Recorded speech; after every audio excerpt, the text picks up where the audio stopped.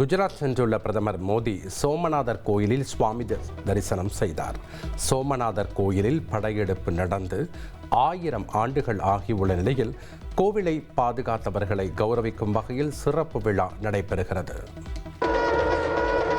ஓம் சத்யோ ஜாதம் பிரபத்யாமி சத்யோ ஜாதாய வை நமோ நமः भवे भवेनाति भवे भोष्मान् भवद्भाय नमः.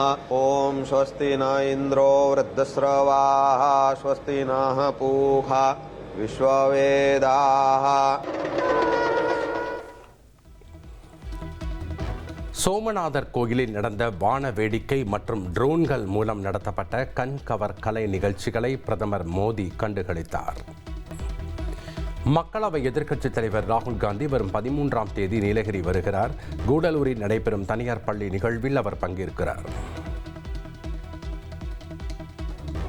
மத்திய பட்ஜெட் தொடர்பாக டெல்லியில் மாநில நிதி அமைச்சர்கள் ஆலோசனைக் கூட்டம் நடைபெற்றது. மத்திய நிதியமைச்சர் நிர்மலா சீதாராமன் தலைமையில் நடைபெற்ற ஆலோசனையில் தமிழ்நாடு நிதியமைச்சர் தங்கம் தென்னரசு பங்கேற்றார். மதுரை கோவை மெட்ரோ ரயில் திட்டத்திற்கு ஒப்புதல் அளிக்க வேண்டும் என டெல்லியில் மத்திய நிதியமைச்சர் நிர்மலா சீதாராமன் தலைமையில் நடைபெற்ற கூட்டத்தில் தமிழக நிதியமைச்சர் தங்கம் தென்னரசு வலியுறுத்தினார். விபிஜி ராம்ஜி திட்டத்தால் தமிழக அரசுக்கு 5000 கோடி ரூபாய் கூடுதல் நிதிச்சுமை ஏற்பட்டுள்ளதாகவும் அவர் தெரிவித்தார். தமிழக அரசின் புதிய உறுதியளிக்கப்பட்ட ஓய்வூதிய திட்டத்திற்கான அரசாணை வெளியாகியுள்ளது. ஜனவரி 1ஆம் தேதி முதல் ஓய்வூதிய திட்டம் நடைமுறைக்கு வந்ததாக தமிழக அரசு தெரிவித்துள்ளது.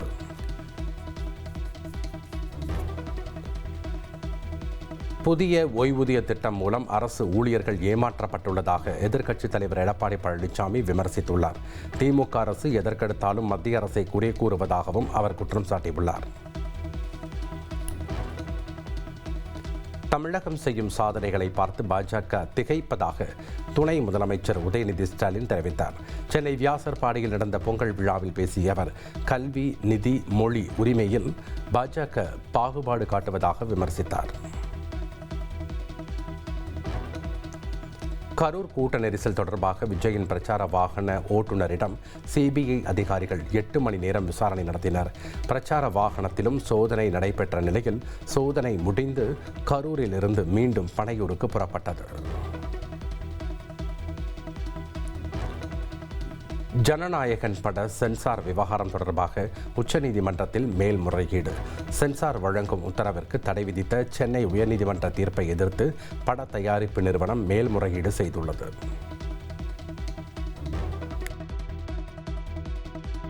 சென்னை குரோம்பேட்டை வெற்றி திரையரங்கில் பராசக்தி திரைப்படம் பார்க்க ஏராளமான ரசிகர்கள் குவிந்ததால் ஜிஎஸ்டி சாலையில் போக்குவரத்து நெரிசல் ஏற்பட்டது. மேலும் தாம்பரத்திலிருந்து சென்னை நோக்கி செல்லும் ஜிஎஸ்டி சாலையில் வாகனங்கள் ஆமை வேகத்தில் அணிவகுத்து சென்றதால் வாகன ஓட்டிகள் கடும் அவதிக்கு உள்ளாகினர்.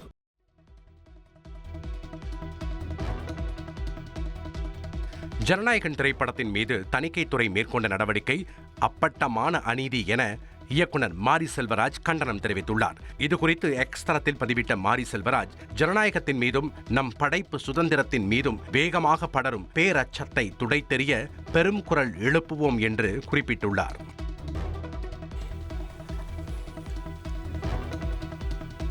பொங்கல் பண்டிகையை கொண்டாட சென்னையிலிருந்து சொந்த ஊர்களுக்கு செல்லும் மக்கள். கிளாம்பாக்கம் பேருந்து நிலையத்தில் பயணிகள் கூட்டம் அலைமோதியது. கிளாம்பாக்கம் வரும் பயணிகளை கவரும் வகையில் கலை நிகழ்ச்சிகள் நடைபெற்றது. பேருந்து நிலைய நுழைவு வாயிலில் நடத்தப்பட்ட இசை கச்சேரியை ஏராளமானோர் கண்டு ரசித்தனர். பொங்கல் பண்டிகையை கொண்டாட சென்னையிலிருந்து பொதுமக்கள் சொந்த ஊர்களுக்கு செல்வதால் போக்குவரத்து நெரிசல் ஏற்பட்டது. கிளாம்பாக்கம் ஜிஎஸ்டி சாலையில் 2 கிலோமீட்டர் தூரத்திற்கு வாகனங்கள் அணிவகுத்து நின்றன.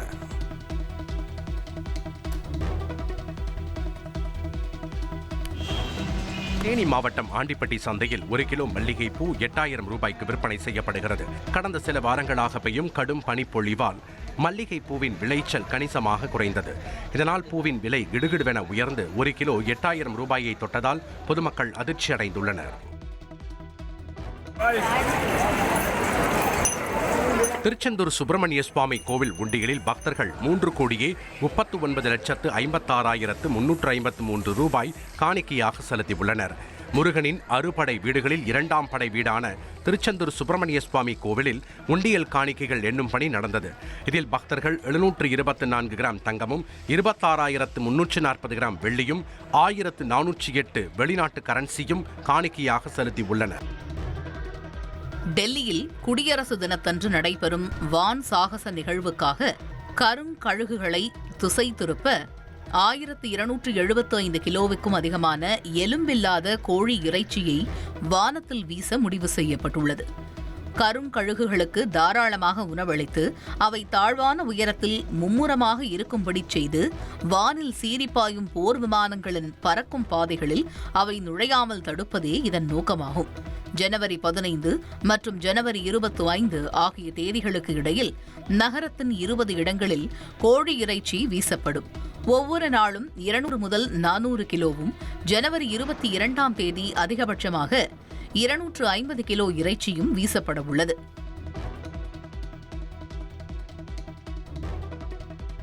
ஐபாக் தலைமையகம் மற்றும் கொல்கத்தாவில் உள்ள அந்நிறுவனத்தின் இயக்குநர் பிரதீக் ஜெயின் இல்லத்தில் ரெய்டு நடத்தப்பட்ட விவகாரத்தில் மேற்கு வங்க அரசு உச்சநீதிமன்றத்தில் கேவியட் மனு தாக்கல் செய்துள்ளது. தங்கள் தரப்பு விளக்கத்தை கேட்காமல் உச்சநீதிமன்றம் எந்த ஒரு உத்தரவையும் பிறப்பிக்க கூடாது என கோரப்பட்டுள்ளது. அதேபோல் சோதனையின் போது மமதா பானர்ஜி இடையூறு செய்ததாக அமலாக்கத்துறை தரப்பில் உச்சநீதிமன்றத்தில் மனு தாக்கல் செய்யப்பட்டுள்ளது. சிபிஐ விசாரணைக்கு உத்தரவிட வேண்டும் எனவும் மனுவில் கோரப்பட்டுள்ளது.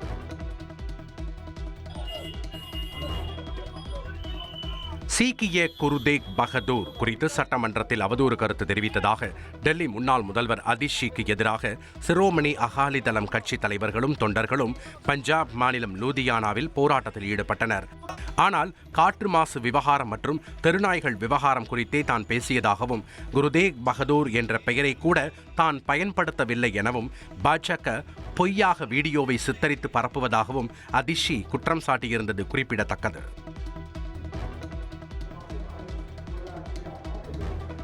சிரியாவில் அந்நாட்டின் அரசு படைக்கும் குர்திஷ் தலைமையிலான சிரிய ஜனநாயக படைக்கும் இடையே மீண்டும் மோதல் வெடித்துள்ளது.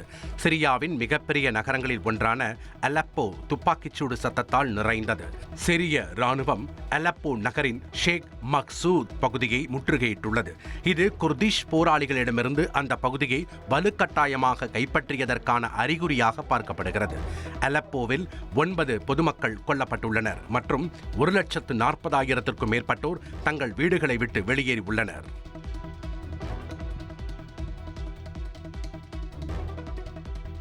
மத்திய பிலிப்பைன்ஸில் ஒரு குப்பை மேடு சரிந்து விழுந்ததில் இறந்தவர்களின் எண்ணிக்கை 4ஆக அதிகரித்துள்ளது. செப்பு நகரில் அமைந்துள்ள பெனாலேவ் குப்பை கிடங்கு திடீரென சரிந்து விழுந்தது. சம்பவத்தின் போது 110 தொழிலாளர்கள் அந்த இடத்தில் இருந்துள்ளனர். இவ்விபத்தில் 4 பேர் பலியானதுடன் மேலும் 12 பேர் காயமடைந்து மருத்துவமனையில் அனுமதிக்கப்பட்டுள்ளனர். 36 பேர் மாயமானதாக தெரிவிக்கப்பட்டுள்ள நிலையில் அவர்களை தேடும் பணிகள் தீவிரப்படுத்தப்பட்டுள்ளன.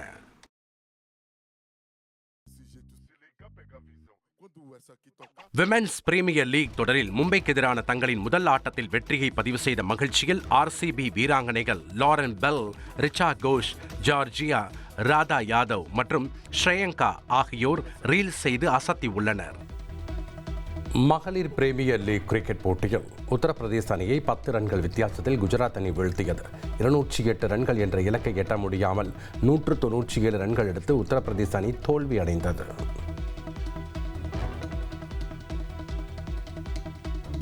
பொங்கல் ரேஸில் இணைந்த கார்த்தியின் வா வாதியார் திரைப்படம் ஜனவரி 14ஆம் தேதி வெளியாக உள்ளதாக அதிகாரப்பூர்வமாக அறிவிக்கப்பட்டுள்ளது. பொங்கலுக்கு ஜனநாயகன் வெளியாகாத நிலையில் விஜயின் தெரி திரைப்படம் ரீ ரிலீஸ் செய்யப்பட உள்ளது. ஜனவரி 15ஆம் தேதி தெரி திரைப்படம் ரீ ரிலீஸ் ஆகும் என தயாரிப்பாளர் கலைப்புலி தானு அறிவித்துள்ளார். மோகன்ஜி இயக்கத்தில் உருவாகியுள்ள திரௌபதி 2 படத்தின் ட்ரெய்லர் வெளியானது. ரிச்சர்ட் ரிஷி நடிப்பில் வெளியாகியுள்ள இந்த படம் பொங்கல் பண்டிகையை ஒட்டி ஜனவரி 15ஆம் தேதி வெளியாக உள்ளது. கோவையில் நடைபெற்ற பாஜக மையக்குழு கூட்டத்தில் கட்சியின் தேசிய தலைவர் நிதின் நபீன் பங்கேற்றார். நைனா நாகேந்திரன், எல் முருகன், அண்ணாமலை, தமிழிசை சவுந்தரராஜன் உள்ளிட்டோரும் இந்த கூட்டத்தில் பங்கேற்றனர்.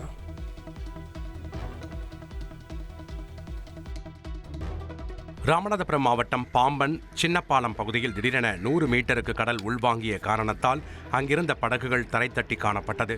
மேலும் கடலுக்கு அடியில் இருந்த சங்குகள், சிற்பிகள் வெளியே தெரியும் காட்சிகள் வெளியாகியுள்ளது.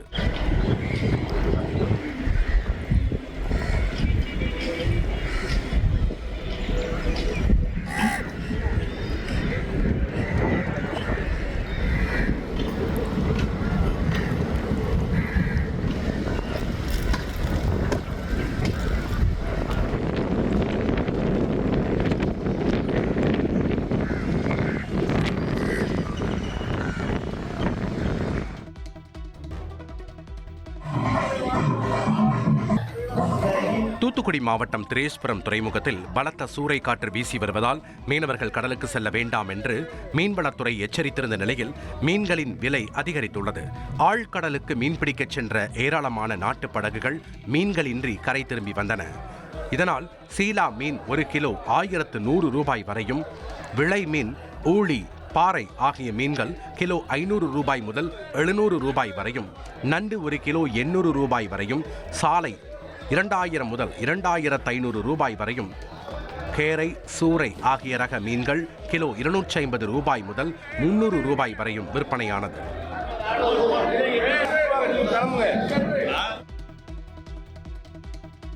தென்காசி மாவட்டத்தில் உள்ள குற்றால அருவிகளில் வார இறுதியிலும் சுற்றுலா பயணிகளின் வருகை குறைந்தே காணப்பட்டது.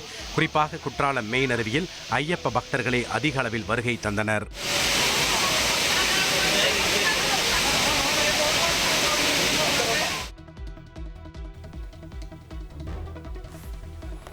சென்னை, செங்கல்பட்டு, காஞ்சிபுரம் மாவட்டங்களுக்கு ஞாயிற்றுக்கிழமை கனமழைக்கான எச்சரிக்கை விடுக்கப்பட்டுள்ளது. விழுப்புரம், கடலூர் மாவட்டங்களிலும் கனமழைக்கு வாய்ப்பிருப்பதாக சென்னை வானிலை ஆய்வு மையம் அறிவித்துள்ளது. மக்கள் தொகை கணக்கெடுப்புடன் சாதிவாரி கணக்கெடுப்பு நடத்தும் மத்திய அரசின் முடிவை வரவேற்பதாக பிரதமர் மோடிக்கு முதல்வர் ஸ்டாலின் கடிதம் எழுதியுள்ளார். மாநில முதலமைச்சர்கள் பிரதிநிதிகளை கொண்ட ஆலோசனை குழு அமைக்க வேண்டும் என்றும் வலியுறுத்தியுள்ளார். தமிழகத்தில் வாக்காளர் பட்டியலில் பெயர் சேர்க்க 12,32,000 பேர் விண்ணப்பித்துள்ளனர். பெயரை நீக்க 21,366 விண்ணப்பம் வந்துள்ளதாக தேர்தல் ஆணையம் தெரிவித்துள்ளது.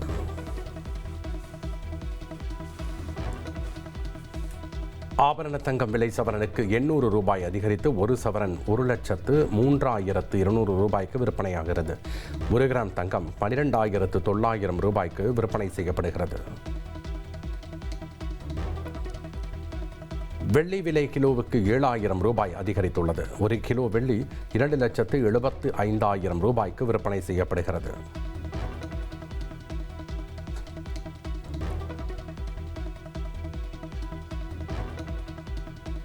சென்னை புளியந்தோப்பில் நடைபெற்ற பொங்கல் விழாவில் தூய்மை பணியாளர்களுக்கு முதலமைச்சர் ஸ்டாலின் பரிசுகளை வழங்கி சிறப்பித்தார். தொடர்ந்து தூய்மை பணியாளர்களுக்கு உணவு பரிமாறி அவர்களுடன் அமர்ந்து மதிய உணவு சாப்பிட்டார். எத்தனை இடங்களில் போட்டியிடுவது என்பது குறித்து இன்னும் முடிவு செய்யவில்லை என பாஜக மாநில தலைவர் நைனா நாகேந்திரன் தெரிவித்துள்ளார். தேமுதிகவுடன் இதுவரை கூட்டணி பேச்சுவார்த்தை நடத்தவில்லை என்றும் அவர் கூறியுள்ளார்.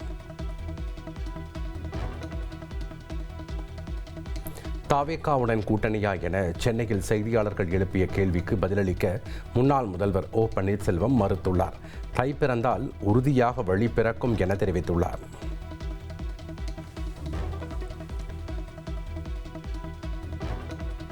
பாஜகவின் புதிய கூட்டணியாக சென்சார் போர்டும் சேர்ந்திருப்பதாக அமைச்சர் ரகுபதி விமர்சித்துள்ளார். ஜனநாயகன் சென்சார் விவகாரத்துக்கும் திமுகவுக்கும் சம்பந்தம் இல்லை என்றும் அவர் கூறியுள்ளார்.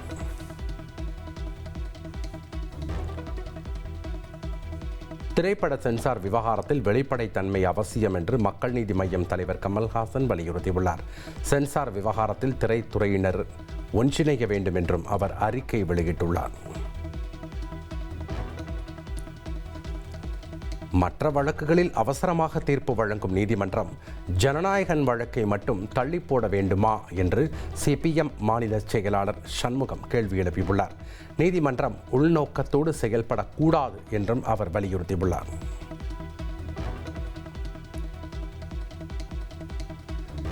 எஸ்ஐஆர் பணிகள் காரணமாக 77 பேர் உயிரிழந்துள்ளதாக தலைமை தேர்தல் ஆணையருக்கு மேற்கு வங்க முதல்வர் மமதா பானர்ஜி கடிதம் எழுதியுள்ளார். அரசியல் பாகுபாட்டுடன் வாக்காளர்களின் பெயர்கள் நீக்கப்படுவதாகவும் அவர் குற்றம் சாட்டியுள்ளார். அயோத்தி ராமர் கோவிலை சுற்றி 15 கிலோமீட்டர் தூரத்திற்கு அசைவ உணவுகளை விற்கவும் ஆன்லைன் மூலம் டெலிவரி செய்யவும் தடை விதிக்கப்பட்டுள்ளது. மீறினால் கடும் நடவடிக்கை எடுக்கப்படும் என்றும் எச்சரிக்கை விடுக்கப்பட்டுள்ளது. சபரிமலை தங்க முறைகேடு வழக்கில் கைதான தந்திரி கண்டரு ராஜீவ் உடல்நலக் குறைவால் மருத்துவமனையில் அனுமதிக்கப்பட்டுள்ளார். தற்போது அவரது உடல்நிலை சீராக இருப்பதாக மருத்துவமனை நிர்வாகம் தெரிவித்துள்ளது.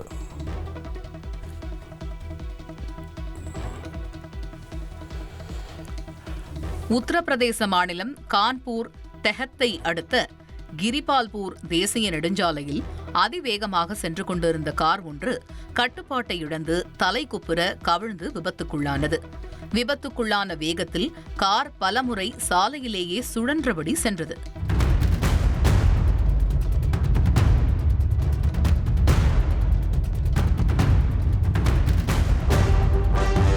இவ்விபத்தில் காரில் பயணித்த 4 பேர் படுகாயமடைந்த நிலையில் உடனடியாக மருத்துவமனையில் அனுமதிக்கப்பட்டனர்.